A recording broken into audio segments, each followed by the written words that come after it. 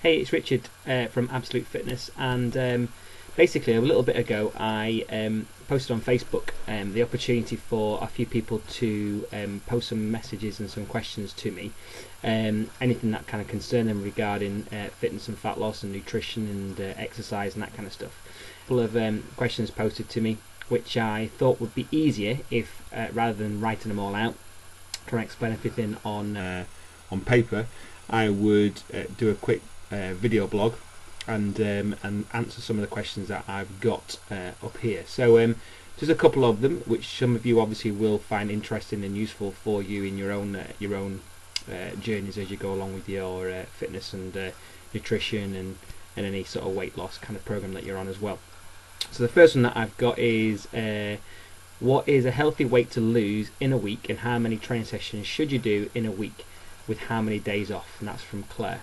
So so with regard to this sort of question, the first one, part of weight loss, many people will obviously say that a healthy weight loss really should be anything between sort of 2 and 4 pounds a week. Anything with regard to more than that, if you haven't got an awful lot to lose, could be quite a drastic weight loss, and you tend to see that bounce back on you. If you are quite severely overweight and need to sort of obviously drop quite a little bit of weight before you get back into a healthy range, then it is seen more often from these sort of people that you will drop more than 2 pounds in the week. So you might see anything from sort of half a stone loss, sometimes even more in a week if you have a drastic change in your lifestyle. That will start to peter away and start to plateau, as with anything it will do. So if you sort of do see a drastic kind of weight loss initially, that will start to slow down into, again, the 2 to 3, 4 pounds a week.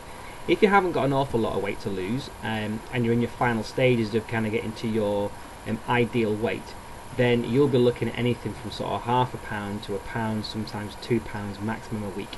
It's very, very difficult to try and drop them last few pounds that you really need to get to your ideal setting, yeah? And that's not something that you've got in your head, that's something that is ideal for your body weight and your structure. So so it all really depends, but the average weight loss generally for most people is around 2 plus pounds. Again, all depends on whether or not you've got a lot to lose or you haven't got a lot to lose, and kind of that sort of situation. With regard to how many sessions should you be doing per week in terms of actual physical activity, it's quite perfectly safe to train every day if you wanted to and had to, and that was your personal particular goals. The thing with obviously training every day is you want to make sure that you've got a really good mix with regard to the type of training that you're doing. You don't want to do a session every day that is the same type of workout. If you're doing this, you could potentially damage muscles, and also possibly see no potential gain out of it either.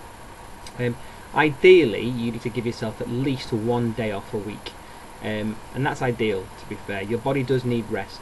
You've got to remember that when you're exercising and when you're going through a fitness regime, and sometimes quite an intense one, which most of our clients with us do, is you'll find that it's actually the rest periods where you're developing, not the physical workout itself. Got to remember that.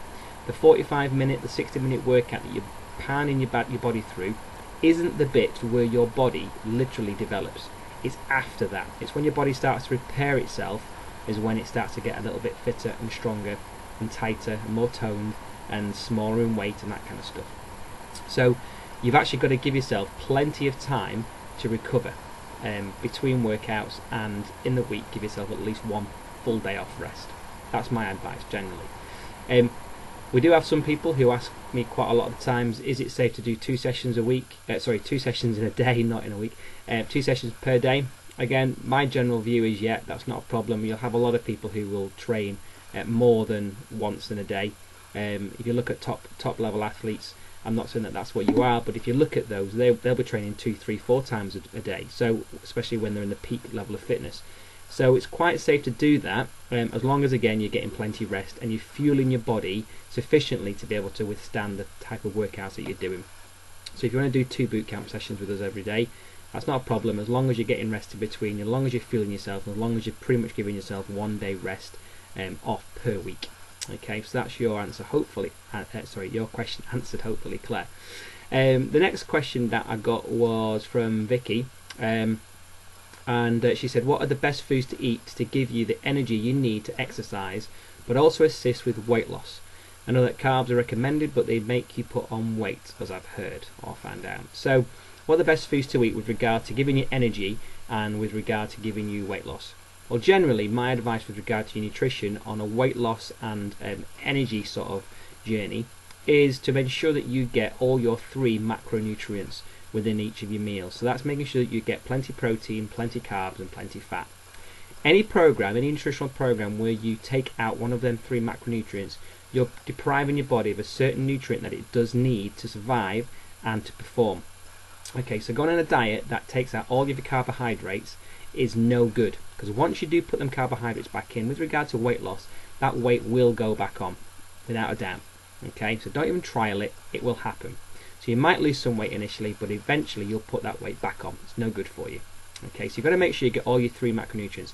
Generally, you need to be trying to consume anything between around 40% of your meal should be carbohydrate based, 30% of that should be some form of healthy fats, and the other 30% should be your proteins, and again healthy proteins. So that's per meal, and generally as a whole 40, 30, 30 carbs, fat and proteins. If you can get that sort of mixture into your diet, you'll be eating very, very well and for performance. Try and ensure that your vegetables, your protein come from vegetable sources. So you're eating plenty vegetable protein, and that could be anything like quinoa, legumes, pulses, lentils, nuts, seeds, beans, tofu, chickpeas, that kind of stuff. Anything like that, anything that's really dense in protein with regard to vegetables is the ideal type of vegetable you want to be consuming. Anything that's animal-based protein needs to be really lean meats. So turkey, chicken, fish are all great sources of animal-based protein as well. With regard to your protein, try and ensure that you're eating around 1 gram of protein for every half a kilogram of body weight.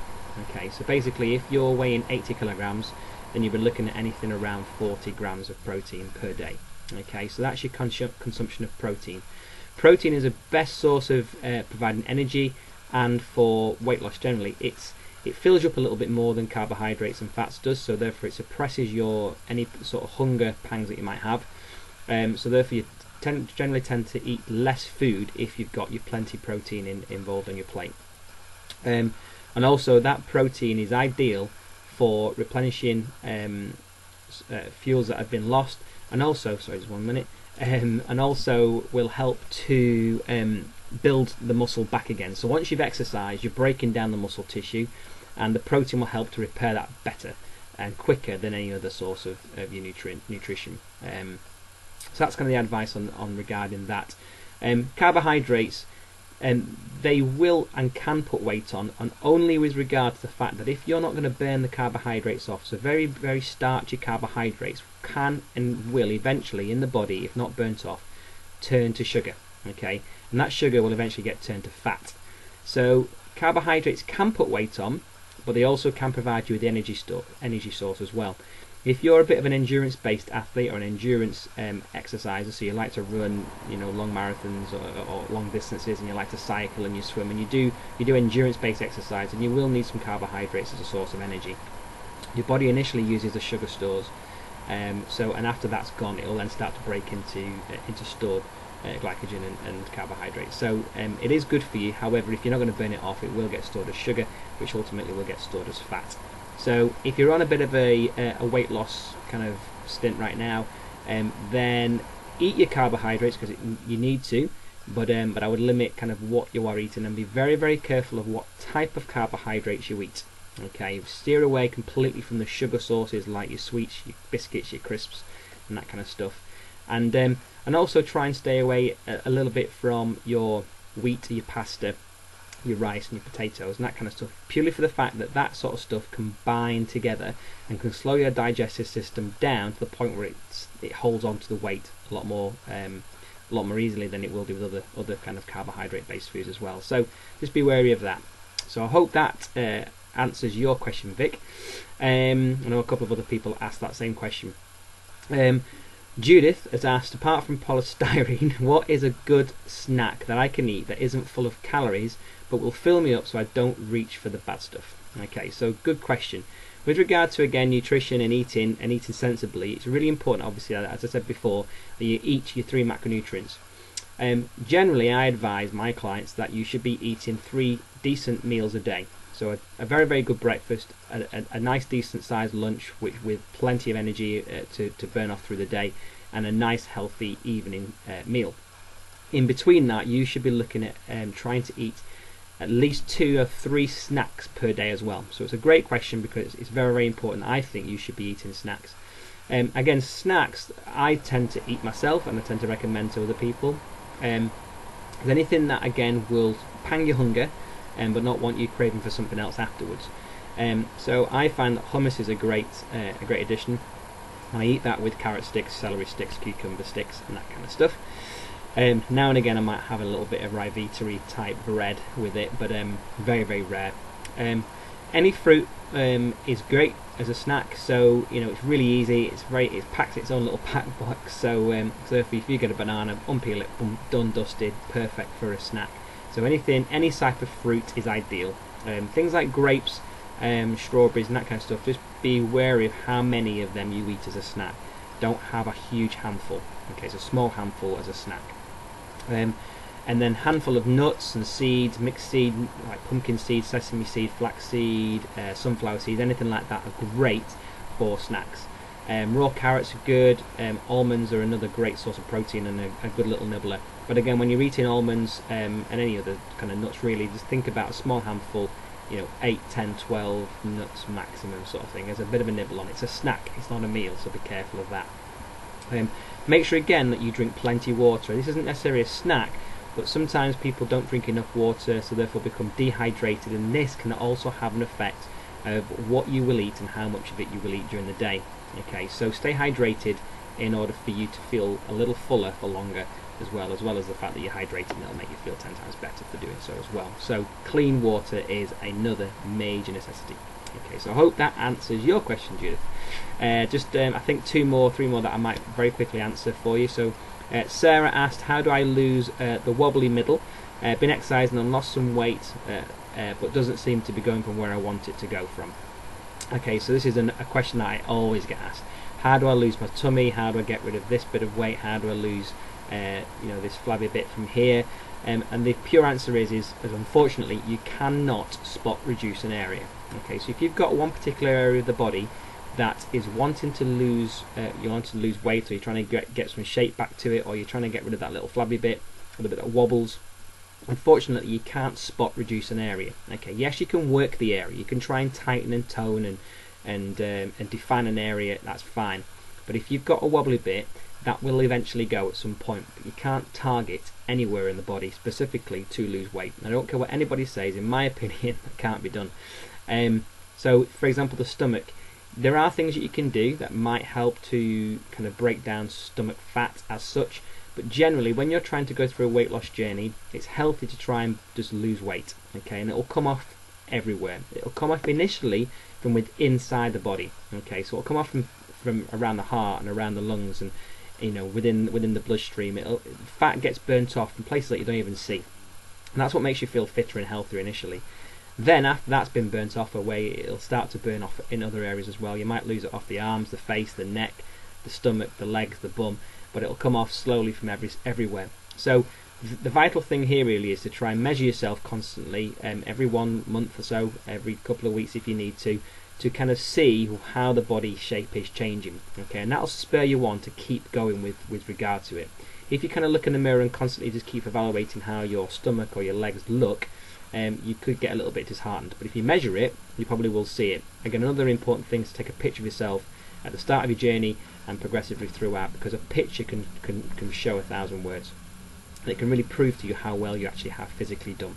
Okay, so it's very, very difficult to get rid of a wobbly area in a specific area, but with persistence and consistency it will happen. So just stick with it, stay in the routine, keep eating well, keep training hard, and promise you that eventually it will come. So I hope that answers your question, Sarah.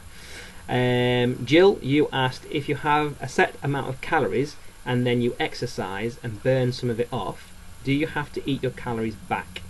I hear some people say that you do. Okay, so another good question really with regard to this. in other words, how many calories should I eat and how many calories should I burn off, and if I burn off, should I be eating them back again, etc. Generally, you've got to remember that one thing to remember is that 1 pound of fat has 3,500 calories. So in order to try and lose weight, you need to try and have a deficit of at least 3,500 calories to burn off, to get rid of 1 pound of fat.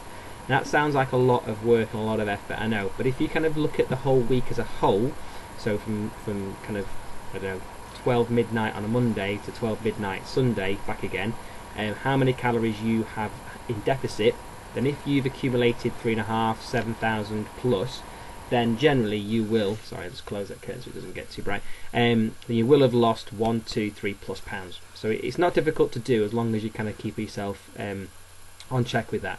If you've been put on a very specific calorie controlled diet, and you need to consume X number of calories for a specific reason, whether it's kind of regarding weight loss or any other health related issue, then you may need to consider this answer as something different. Therefore, if you have to eat a certain number of calories and then you burn them off, you then may need to consume them number of calories back again. If you're going through a weight loss journey, then generally if you're consuming X number of calories and you're trying to lose weight and you exercise on a particular day, then that's all just going to go positively towards your weight loss in a week. However, there is a thing with regard to not eating enough calories and that having a major deficit on weight loss. It can really kind of stick a pole in your spokes with regard to kind of the journey with this. In other words, what I mean by that is if you're not eating enough calories, your body can go into kind of a starvation mode. It goes into a survival mode. If it knows it's not getting enough calories in to survive and to perform and to do its daily tasks, it will hold on to stored fat, stored calories, and therefore will do absolutely nothing for you with regard to weight loss. So be very conscious about what your particular goal is and what particular reasons are for eating certain calories. Generally think about the fact that if you're consuming X number of calories in a day, say that's 1,500 calories, and you're trying to lose weight and you exercise in a day, then that's just that just goes towards your ultimate goal. So I hope that answers your question, Jill. If it doesn't, then obviously contact me personally and I'll try and answer it a little bit better for you. So and the last question very, very quickly from Lindsay is, does muscle weigh heavier than fat, and why do you weigh more when you're exercising? And I think this is quite a common thing, because I know a few other people said that, always asking me why do I weigh more after exercise. So it's a really good question. So with regard to the first bit, does muscle weigh heavier than fat? Yes, it does. If you have just for example a handful of muscle and a handful of fat, they will weigh differently. Yeah, muscle does weigh more than fat. It's more dense in its makeup than fat is. So obviously if you have a pound of fat and a pound of muscle, they're both the same weight. However, if you have a particular size of fat and a particular size of muscle and they're both the same size, then the muscle will weigh more than fat. So therefore, when you're on a weight loss journey, as I'm assuming this question is referring to, then what tends to happen is, as you're training, yes, you'll be burning fat stores away, fat cells away. You also improve the muscle density. Okay, the muscle, you don't add muscle to muscle. Muscle just gets more dense, it becomes stronger, it becomes bigger in size. And because it becomes bigger in size and more dense, it starts to weigh more. Okay, it also improves shape. Now, if you had a pound of fat and a pound of muscle, a pound of fat is much larger in size than a pound of muscle is in size. So therefore, when you do increase your muscle density, your toning effect becomes smaller, so your body tightens up. Okay, so if you're losing fat and you are gaining muscle, your body ultimately will reduce in size. It doesn't get bigger as such. So so that's kind of the important thing about weight of muscle and fat. I think that hopefully answers your question there. With regard to why do I weigh more post-exercise, quite a common thing, and this could be a couple of reasons really. One thing is that when you are exercising, your muscles are opening up with regard to blood flow, and again that's increasing density. So that can have an effect on weight gain post-exercise.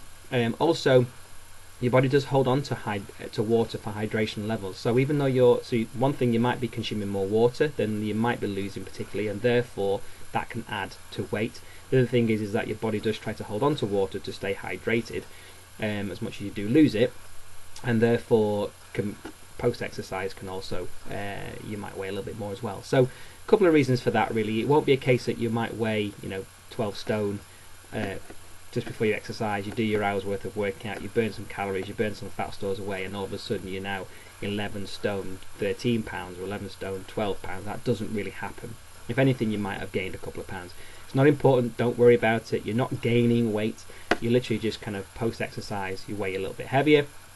If you've had a really hard session, your clothing might be soaking wet through to the point where then that weighs a little bit extra.